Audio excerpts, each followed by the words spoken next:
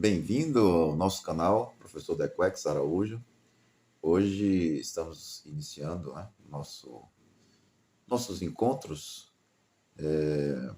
Como eu havia dito no vídeo de apresentação, o objetivo nosso aqui é desvelar, o que está por trás de certos fenômenos esses vistos até como coisas boas, mas que na verdade escondem justamente questões que merecem uma melhor análise para verificar justamente se eles são de fato coisas boas ou privações do bem, né? Porque nós que adotamos uma tradição filosófica ocidental,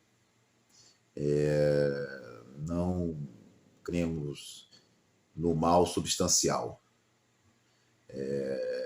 O mal, ele é uma privação do bem, né? Então, o mal como substância ele não existe, né? Isso já dizia Platão, Aristóteles, São Tomás de Aquino, Santo Agostinho antes, né? Então, nós adotamos justamente essa concepção enquanto cristão, enquanto conservador, de que o mal, enquanto substância, não existe.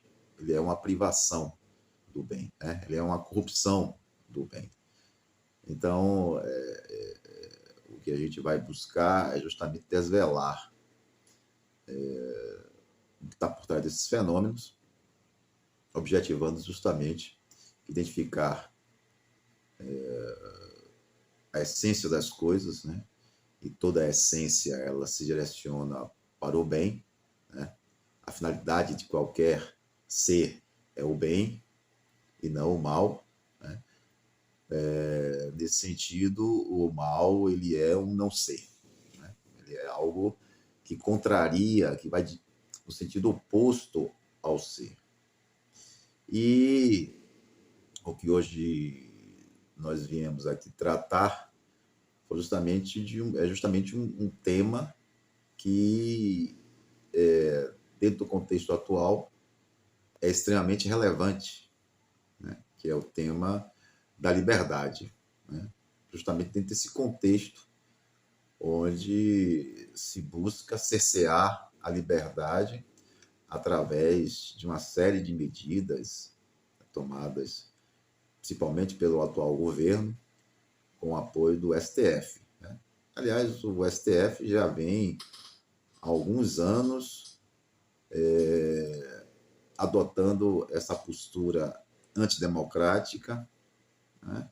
Autoritária, no sentido de calar opiniões que vão de encontro àquilo que eles defendem, né?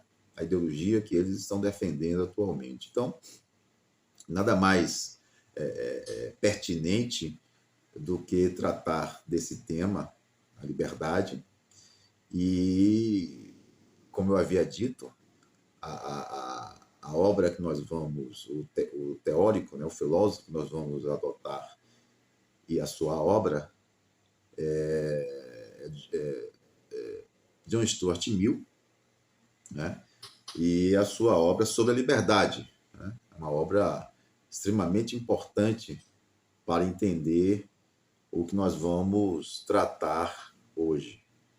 Aliás, como é um tema muito complexo e que carece de uma abordagem mais ampla, eu vou dividir esse tema em 3 encontros, certo? O primeiro, que é esse momento que nós estamos aqui, ou seja, nesse primeiro encontro, nós vamos falar sobre a liberdade de expressão, liberdade de pensamento e discussão, certo? No segundo momento, nós vamos tratar sobre a questão da opinião pública, né? a pressão ou opressão da opinião pública sobre a individualidade. E, por fim, no terceiro momento, nós vamos tratar dos limites da autoridade da sociedade sobre os indivíduos, né? E aí eu creio que esses três momentos, ou seja, esses três encontros, irão fazer com que a gente compreenda melhor o que é a liberdade, né, o conceito de liberdade, e quando essa liberdade é ameaçada, quer pela sociedade, né, quer pelo Estado, né? Então, essa obra de Stuart Mill vai balizar nossas discussões aqui, e acredito que teremos um bom alcance no sentido de levar o entendimento sobre essa temática. Stuart Mill nasceu em 1806 em Londres e morreu em 1873, né? Ele foi um dos grandes filósofos do século XIX, muito conhecido por ser um filósofo utilitarista, né? Aliás, os filósofos ingleses desse período eram conhecidos, né, por serem utilitaristas, né, adotarem uma filosofia pragmática e utilitarista. Mas Mill ele conseguiu unir o utilitarismo ao liberalismo, né? Corrente filosófica que nasce justamente com o século XVII, né, e vai se desenvolvendo, inclusive com a Revolução Francesa e etc. Então, o liberalismo vai ganhar muito com a filosofia de John Stuart Mill. Nesse livro, como eu havia dito, né, sobre a liberdade, ele vai discutir amplamente a questão da liberdade de expressão, de opinião, né? E ele vai partir de um princípio que eu considero um princípio extremamente importante, que é o princípio do dano, né? Ou seja, para ele, as pessoas têm o direito à liberdade, contanto que não cause dano a outra, né? Então, é justamente a partir desse princípio que ele vai desenvolver todo o seu conceito de liberdade, e que dentro, repito, do contexto atual, é bastante relevante, né? E é algo que todos nós, né, que almejamos viver numa sociedade livre, temos que ler este livro, né? Tornou-se dentro do contexto atual, tornou-se uma leitura necessária e fundamental, né, para que a gente entenda melhor esses aspectos. Bom, ele na introdução, ele vai dizer, né, que, aí eu vou abrir aspas aqui, que o único propósito para o qual o poder pode ser corretamente exercido sobre qualquer membro de uma comunidade civilizada, contra a sua vontade, é evitar danos aos outros, né? Então, observa-se nessa citação justamente a preocupação dele com relação ao dano. Você é livre até o momento em que você não causa dano a outra pessoa, né?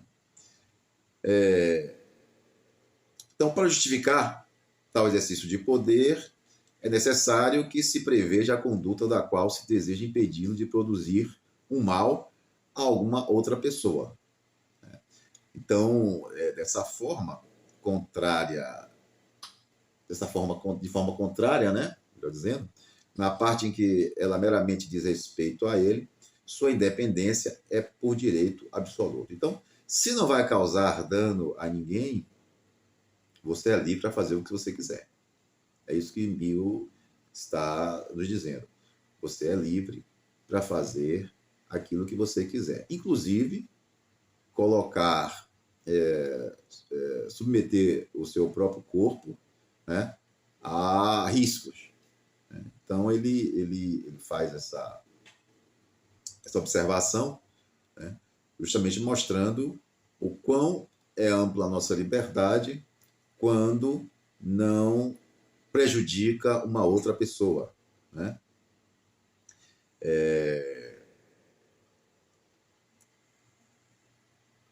Com isso, ele vai subsistir na sua obra, na sua ideia, né? De que a liberdade individual é uma característica intrinsecamente valiosa dentro da existência humana.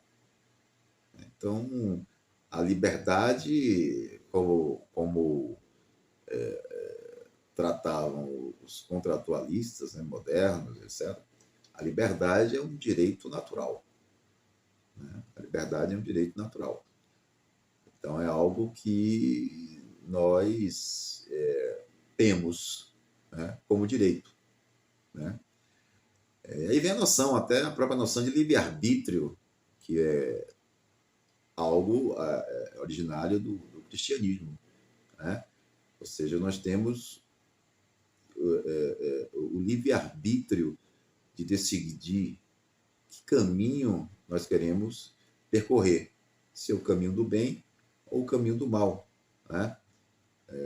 A noção de livre-arbítrio é algo que, dentro do cristianismo, é fundamental. Né? Isso nos afasta de qualquer concepção determinista, né? Qualquer entendimento de que devemos ser guiados por fatores externos, né?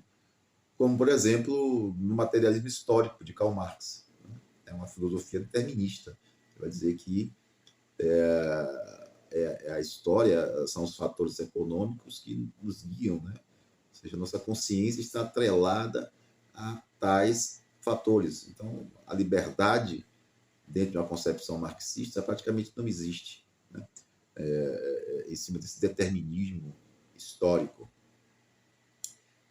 Para mim, a esfera da liberdade humana inclui a liberdade de escolha no sentido mais amplo. Liberdade de pensamento, liberdade de opinião, liberdade de expressar publicamente suas opiniões. Bom, nesse aspecto aqui, liberdade de expressar publicamente suas opiniões,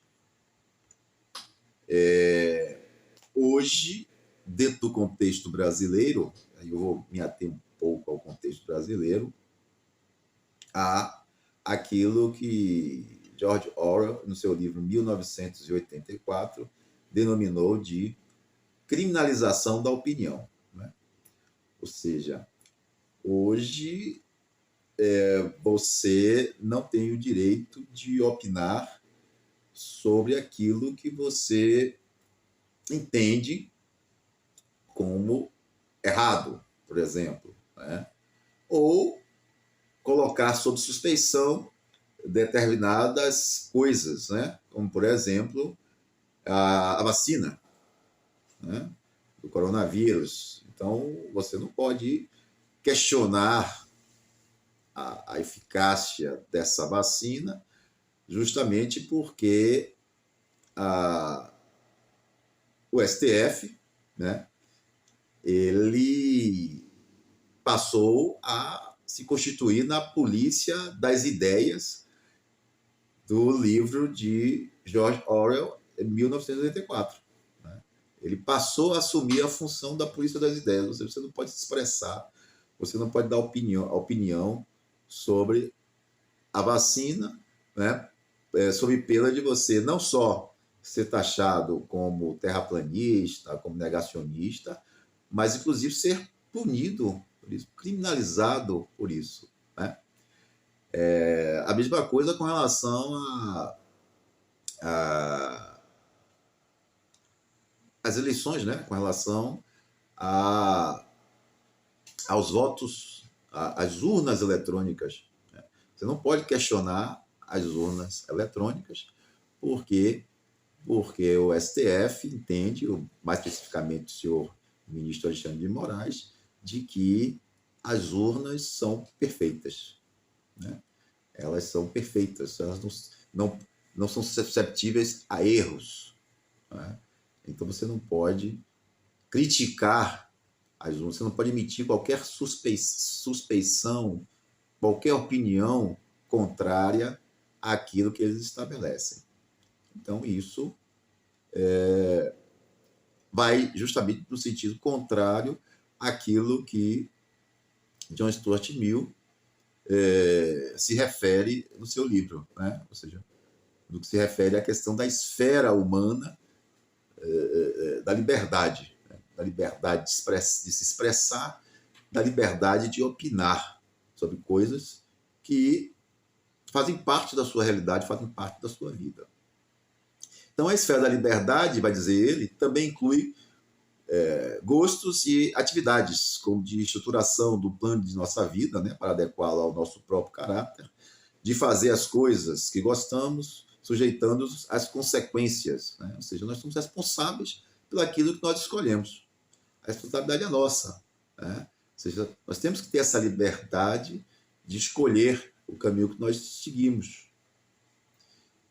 E as consequências, claro, é de responsabilidade só nossa. Então, a esfera da liberdade, ela envolve também a questão do gosto e daquilo que, para nós, né, é visto como bom.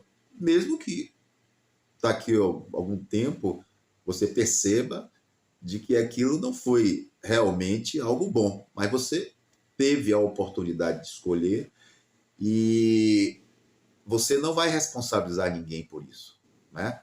Ou seja, a responsabilidade é sua pela escolha, pela boa e pela má escolha. Então isso constitui uma sociedade livre. Isso constitui um direito à sua individualidade e autonomia, né? Mill vai dizer também que dessa liberdade de cada indivíduo segue a liberdade dentro dos mesmos limites de combinação entre indivíduos, que seria a liberdade da união para qualquer propósito não envolvendo prejuízos a outros. Então, observe que ele volta à questão de que nós somos livres, podemos nos reunir, podemos nos manifestar, contanto que isso não cause nenhum tipo de dano a outra pessoa.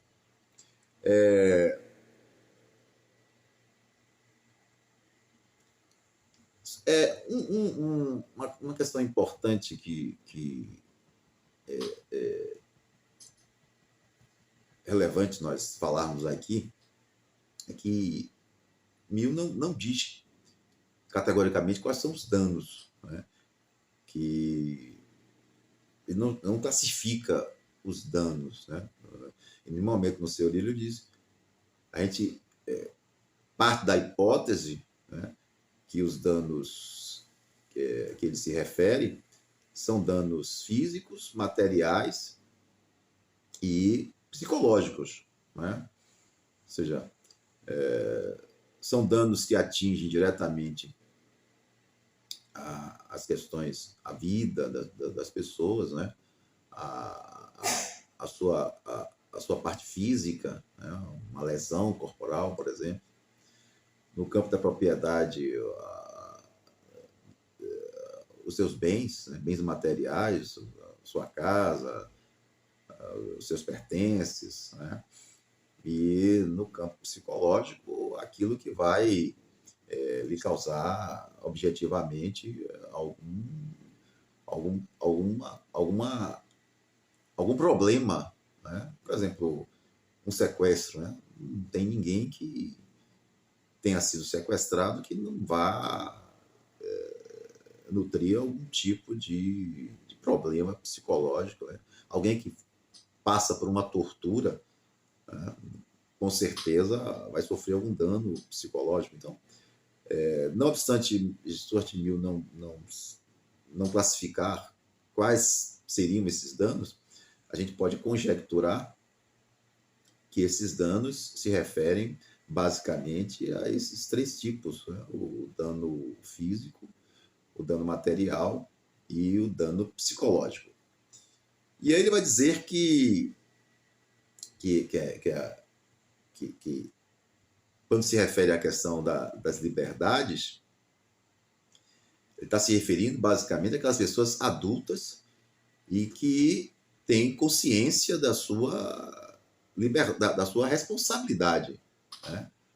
Ou seja, ele exclui aí crianças, pessoas que não têm consciência e que não podem, né, arcar com as consequências da sua liberdade, né? Então, livres são aquelas pessoas que têm responsabilidade, né? Então, uma criança, ela como é uma pessoa, ela é dependente da vontade dos pais, né? Os pais são responsáveis por ela. As crianças não têm a liberdade, né, de escolha, liberdade de expressão, de opinião e etc.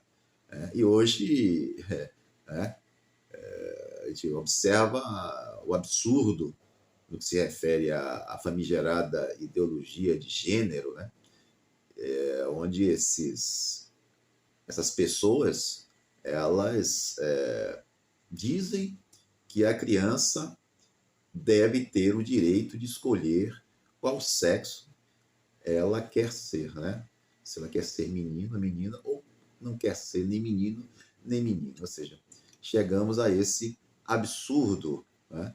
Algo que beira ao que eu denominei de imaginação esquizofrênica no meu livro, né? De mesmo título. E aproveito a oportunidade até para, mais uma vez, dedicar aos aqueles que estão nos assistindo, né? É uma obra que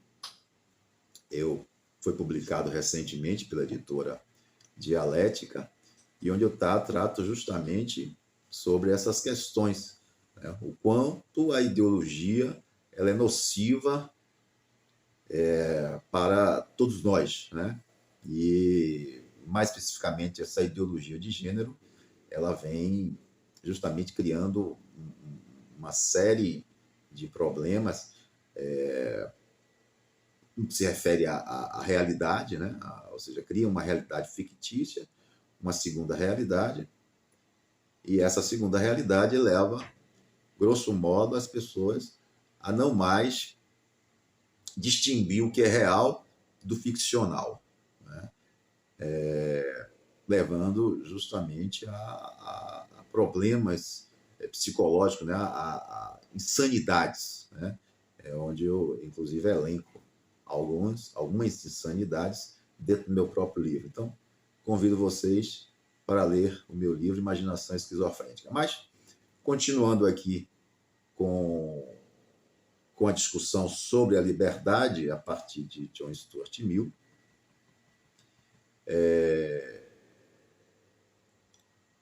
a gente tem que pontuar, né, essa questão, né, de quanto de como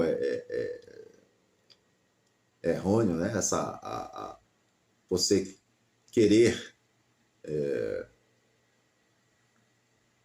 atribuir à criança essa liberdade, né, de escolha para alguém que não tem ainda o entendimento, né, não tem ainda a razão, não está plenamente desenvolvida, né, para poder escolher, para poder optar, para poder exercer a sua liberdade. Isso é um crime, né? Isso é um crime. Isso causa dano. Isso causa dano, né?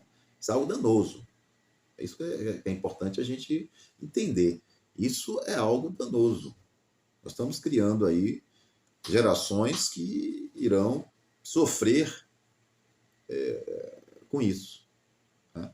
Com essa famigerada ideologia de gênero. A ideologia, de forma geral, já causa danos quase que irreversíveis. A ideologia de gênero, ela potencializa ainda mais esses danos porque trata de uma questão ontológica, né? você querer ser algo que ontologicamente você não pode ser. Né? Ontologicamente, cada coisa tem seus limites. Eu não posso voar, eu não posso viver dentro da água, né? Eu não posso viver tal como um peixe. Por quê? Porque ontologicamente eu tenho os meus limites. Não é verdade? Então, eu não posso ser mulher. Não posso ser mulher. Porque ontologicamente eu tenho os meus limites. Tá? Mas, como disse Huxley no seu livro Admirável Mundo Novo, dentro dos regimes totalitários, a única liberdade que o governante lhe dá é a liberdade sexual. Em troca, ele te retira todos os outros tipos de liberdade. E que é o que está acontecendo hoje aqui, não só no Brasil, mas no Ocidente de forma geral. Né? Você passa a considerar que que a liberdade total se resume à liberdade sexual e os demais tipos de liberdades, as citadas por Mill, essas você delega ao soberano para que ele diga o que você pode ou não pode fazer, o que você pode ou não pode dizer. Né? Essa é a conjuntura atual, essa é a realidade que nós estamos vivendo hoje no Brasil e no Ocidente. Né? No capítulo intitulado Da Liberdade de Pensamento e Discussão, Mill traz à baila uma situação que é bem atual, né? Que é a censura das opiniões tidas como antidemocráticas. Né? Ele não fala sobre isso, eu fiz apenas uma analogia, né? Mas, analisando esse capítulo, você vai verificar que é totalmente consonante com a realidade que nós estamos vivendo hoje. Que, em nome de uma democracia, estamos suprimindo a liberdade de opinião. Veja que contrassenso, né? Veja como isso é contraditório. Como é que você advoga, né, em relação à democracia, retirando a sua liberdade de expressão e, por conseguinte, sua liberdade de pensamento e discussão. Isso é totalmente dissonante. É óbvio que isso causa uma dissonância cognitiva. Né? Não tem como justificar isso sem que você não tenha que recorrer às questões teológicas. Né? Você tem que tomar como algo a se apoiar numa ideologia, né? Ou seja, em algo que se projete como algo melhor. Mas eu não sei como teremos uma sociedade melhor criminalizando as opiniões. Né? Eu, sinceramente, não sei como teremos uma sociedade melhor dentro desse contexto. Né? Aliás, a gente sabe, porque se nós formos ler os livros de Orwell, né, 1984 e Admirável Mundo Novo, nós temos uma noção bem clara do que é uma sociedade moldada dentro do autoritarismo, né? Dentro do cerceamento da liberdade de pensamento, de expressão, da liberdade de discussão. Né? Então, ele vai tratar, né, sobre a questão das opiniões e ele declara que calar uma opinião, vista a priori como errônea, impossibilita chegar à verdade. Então, quando você cesseia uma opinião,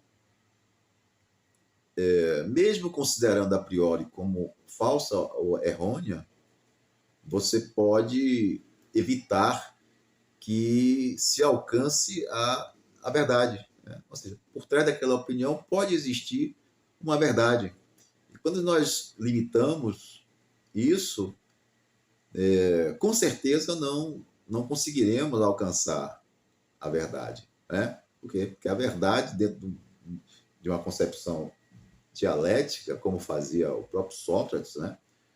Nas obras de Platão, nos diálogos socráticos, como é que Sócrates chegava à verdade? Através da discussão. Cada um, né, era um debate de opiniões entre interlocutores. E as obras de Platão mostram justamente isso, né? Que o diálogo ele é necessário para que cheguemos à verdade, para que alcancemos a verdade. Sem o diálogo, sem o debate, sem a discussão, é impossível você chegar a uma concepção de verdade, né? Mas mesmo que a opinião, vai dizer Mill, né, seja comprovadamente errada, é um mal reprimi-la, pois recusar-se a ouvir uma opinião porque tem certeza de que ela é falsa é assumir que sua certeza é a mesma coisa que uma certeza absoluta, né? Ou seja, voltando aqui ao nosso contexto, quando se censura qualquer debate, qualquer discussão sobre as urnas eletrônicas, o que se está dizendo aí é que ela é infalível, né? E que aqueles que defendem essa infalibilidade das urnas detêm a certeza absoluta. É isso que Mill está dizendo aqui, né? Essas pessoas são detetoras da certeza absoluta. E aqueles que contestam, aqueles que se acham no direito de exprimir uma suspeição sobre isso, sobre ela, como é o caso das vacinas também, você é, como eu disse, rotulado como negacionista, como uma pessoa que, como um subversivo, né? Entra no rol dos subversivos ou do inimigo objetivo, e para você o que lhe resta, ou, né, uma consonância forçada, você terá obrigatoriamente que aceitar isso, ou a prisão, né? Como nós vimos aí recentemente, pessoas sendo presas justamente por desconfiarem da vacina, né? Não querem ser obrigados a tomar vacina, ou suspeitarem da urna eletrônica. Então, esses são dois exemplos dessa certeza absoluta que Mill fala com relação àqueles que querem cercear a sua opinião em pró da opinião deles. Ou seja, só a opinião deles é que é válida, pois eles são detentores da verdade. Mill arremata afirmando que todo silenciamento de discussão é uma presunção de infalibilidade. Ou seja, essas pessoas se acham infalíveis, né? Se acham deuses. Eles se acham pessoas que não podem ser contrariadas com relação àquilo que eles pensam e opinam, porque eles são infalíveis. Eles são detentores da certeza absoluta, né? Segundo Mill, o homem só pode corrigir os seus erros através da discussão e da experiência. Isso é verdade, né? Faz parte da nossa existência, da nossa vida. Nós somos seres imperfeitos, né? Nós somos seres imperfeitos. E como seres imperfeitos, nós somos pessoas preconceituosas, né? E o que é o preconceito? Preconceito nada mais é do que uma opinião errônea sobre algo. Isso é preconceito, tá? a definição de preconceito é isso aí. Ou seja, é essa aí. É uma opinião errônea sobre algo. E você só pode realmente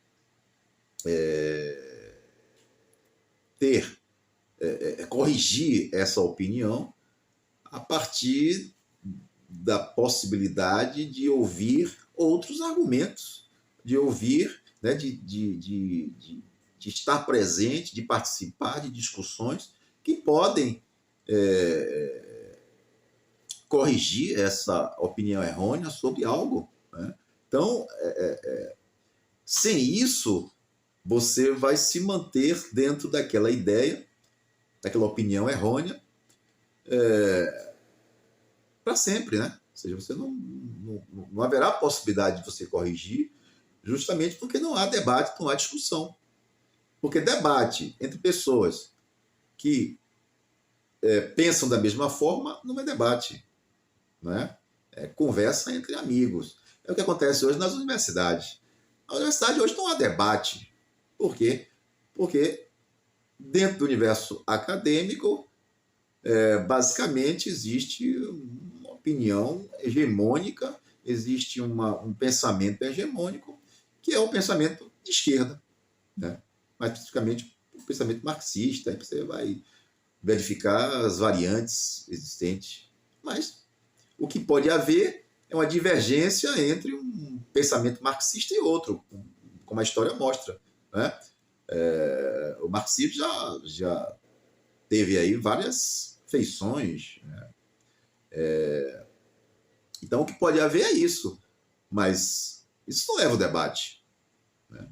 Leva a um diálogo entre pessoas que pensam ou que creem na mesma coisa. Então só há debate onde há divergência de opiniões. E a academia, a universidade mais especificamente, deixou de ser esse espaço para se transformar em um espaço de doutrinação. Ou seja, não há liberdade para você expressar a sua opinião.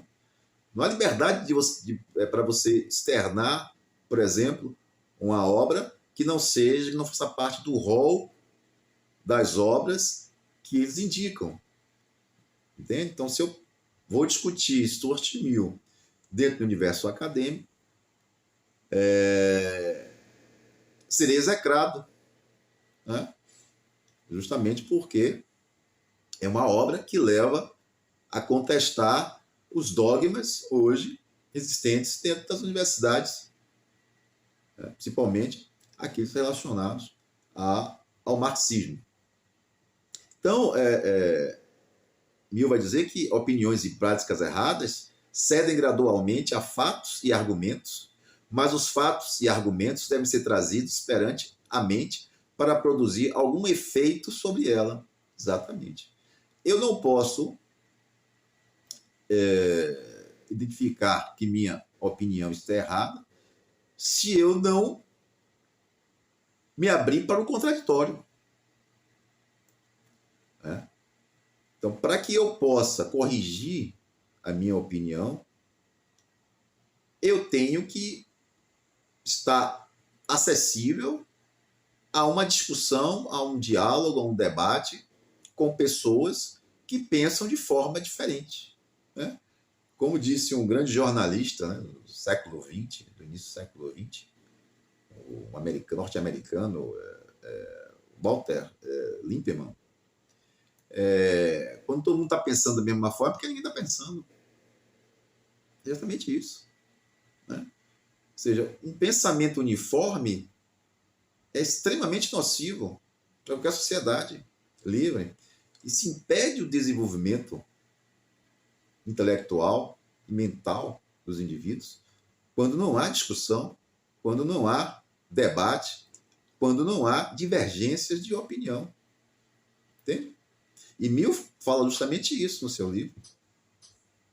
E ele diz, né, estar aberto ao julgamento alheio é a condição sine qua non para corrigir os nossos erros.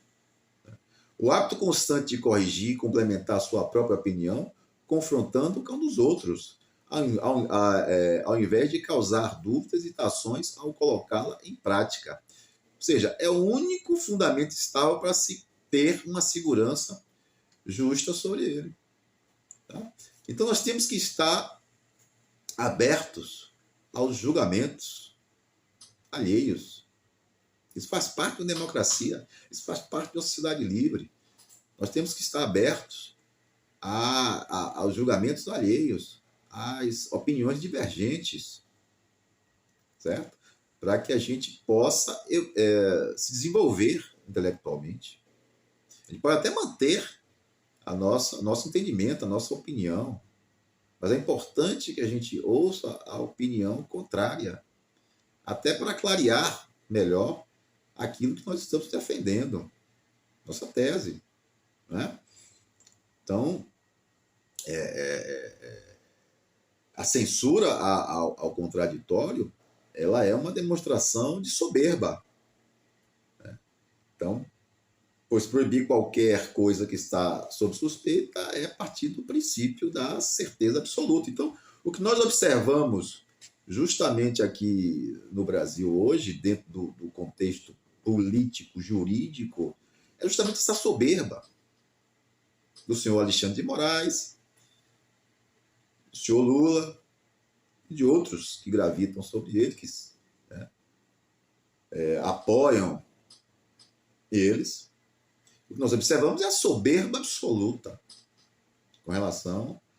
Esses são detentores da certeza absoluta. Então, nós não podemos falar de democracia. Né? Vivemos qualquer regime, menos o regime democrático. Isso no Brasil há muito deixou de existir. Né? Não há democracia quando não há liberdade de expressão. Não há democracia quando alguém se diz detentor detentor da opinião e da verdade e lhe cerceia, através de mecanismos jurídicos, a sua liberdade de expressão. Isso não é democracia. Está muito longe de ser democracia. Isso é uma antidemocracia, mais especificamente, isso é um regime totalitário. Né? É isso que nós vivenciamos hoje no Brasil, e esse livro de Stuart Mill permite que a gente perceba isso com maior clareza quando da sua discussão sobre a liberdade de expressão e de discussão, né? O que é que nós estamos fazendo aqui. Ele afirma que que declarar qualquer proposição de certa, enquanto há alguém que, se lhe fosse permitido, negaria a sua certeza, é presumir que nós mesmos e aqueles que concordam conosco somos os juízes da certeza. E juízes sem ouvir o outro lado, que é o pior. Né? Perfeito essa frase. Né? Ou seja, é presumir que nós somos os detentores da verdade. É a soberba. Nós falamos agora. Né? Essa atitude de não proporcionar o contraditório, de impedir que alguém expresse sua opinião, Mill chama de presunção de infalibilidade. É a presunção de infalibilidade, que é considerar não só que sua opinião deve prevalecer sobre uma outra discordante, mas que sua opinião expressa uma verdade absoluta. Qualquer semelhança com o senhor Alexandre de Moraes não é mera coincidência. Né?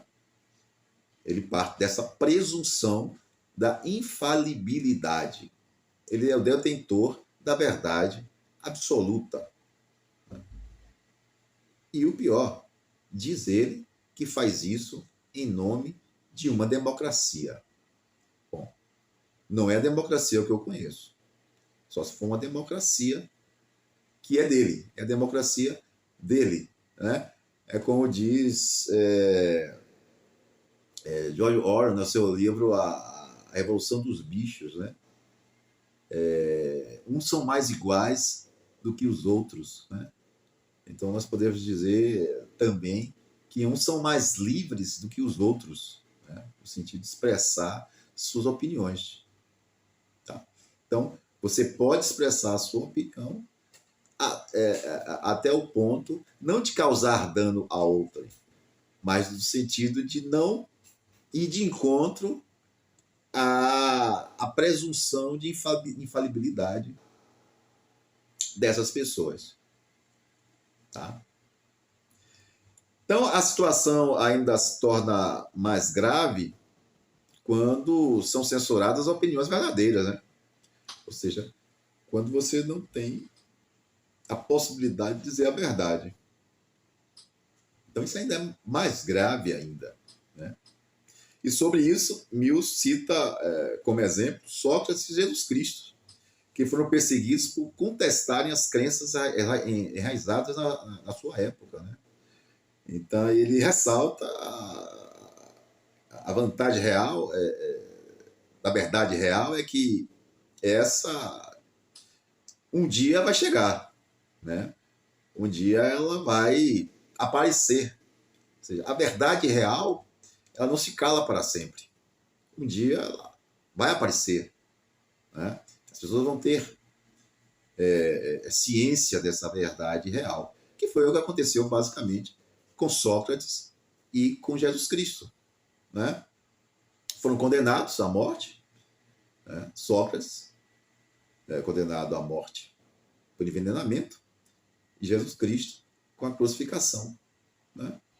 Mas, por conta de ambos, a verdade que eles expressavam à época, essas verdades vieram à tona, né?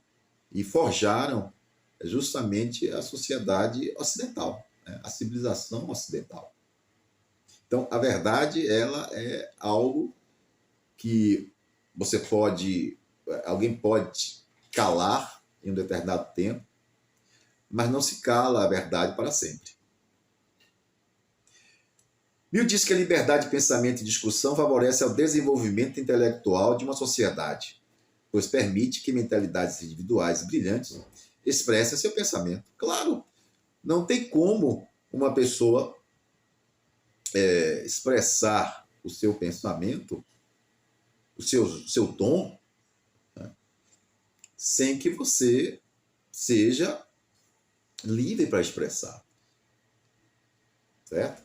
Observe o que aconteceu no regime nazista. Né? Os grandes intelectuais tiveram que abandonar a Alemanha para se refugiar em outros países. Os Estados Unidos, por exemplo, eles cresceram muito com a ida de grandes filósofos alemães para os Estados Unidos, né?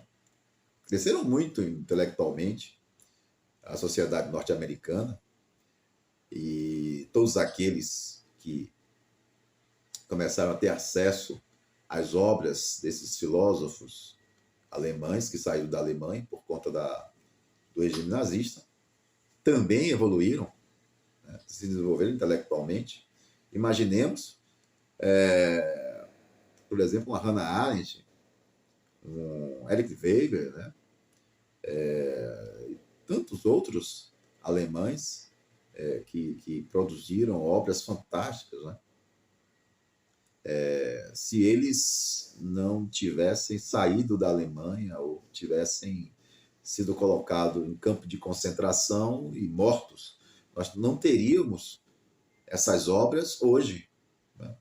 Nós iríamos padecer com relação a isso, né? Não teríamos o conhecimento de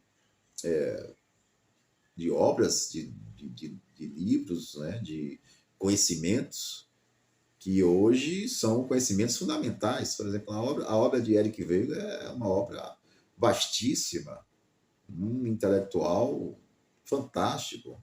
Hannah Arendt, uma filósofa também grandiosa, né? E tantos outros. Talvez o problema, a única exceção aí foram aqueles que formaram a escola de Frankfurt, né? Esses, não obstante, não vamos aqui, claro, negar a inteligência deles, mas a inteligência deles serviram ao mal, né? Ou seja, um Adorno, Marcuse, Horkheim e outros da escola de Frankfurt, eles, na verdade, produziram, né, conhecimento que serviram justamente para o caos que nós estamos hoje vivenciando, né? Aquilo que verificamos com a geração de 60 para cá, né? Ou seja, as revoluções, a revolução sexual, a questão das drogas, etc., né? Então, tudo isso aí fez parte desse contexto onde essa geração bebeu justamente as obras de Marcuse, de Horkheim, de Adorno, principalmente Marcuse, né? O guru dessa geração. E o resultado foi tenebroso, né? Hoje nós estamos vendo as consequências maléficas desse pensamento, né, da escola de Frankfurt. Mas para a gente finalizar o nosso encontro de hoje, Mill vai dizer que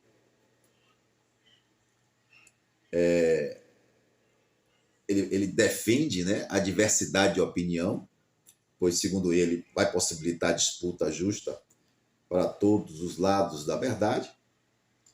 Para ele, toda opinião, mesmo que seja contrária a uma aparente unanimidade, é digna de ser ouvida, e por isso evitar que a verdade...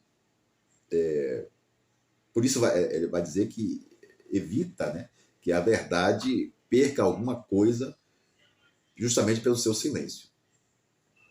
Então, dar voz, possibilitar o debate, a discussão, a divergência de opinião, favorece ao surgimento da verdade, né? Repito, aquilo que Sócrates fazia tão bem com a sua dialética, né? Com o seu método, conhecido como o método maiêutico, né? O maiêutico, que paria a verdade através justamente da discussão, né? Nas ágoras e etc. Então, hoje, a nossa discussão foi em torno justamente dessa questão da liberdade de expressão, da discussão e do pensamento, a partir da obra, né, de Stuart Mill, mais especificamente seu primeiro capítulo. E no nosso próximo encontro, nós trataremos da pressão da opinião pública sobre a individualidade, né? Essa é também uma discussão extremamente importante, contemporânea, né? Entender qual o papel da opinião pública dentro do contexto político, né? Mas isso nós vamos discutir no nosso segundo encontro, tá? Espero que tenha gostado, espero que tenha atendido às expectativas, né, desse primeiro encontro nosso com relação àquilo que está proposto, nos nossos encontros. E, mais uma vez, convido vocês para que leiam o meu livro Imaginação Esquizofrênica, né? Tenho certeza de que é uma obra que vai clarear muito, no sentido de entender melhor o papel da ideologia no processo de deformação, não só intelectual, mas também de deformação mental, né? No sentido das pessoas perderem totalmente o senso das evidências, né? Ou seja, pessoas perderam totalmente, ou seja, eles deixam de acreditar nos cinco sentidos, para acreditar num sentido, no sexto sentido, como fala Hannah Arendt, criado pelas ideologias. Mas isso trataremos futuramente, né, quando abordarmos essa temática das ideologias, né, da deturpação da mente pelas ideologias. Mas isso é um segundo, mais daqui mais algum tempo, tá? Então eu queria agradecer aí a vocês, né, estarem aqui conosco e desejar a todos felicidades e muita paz, né? E brevemente estaremos novamente juntos, ok? Então, forte abraço, até breve.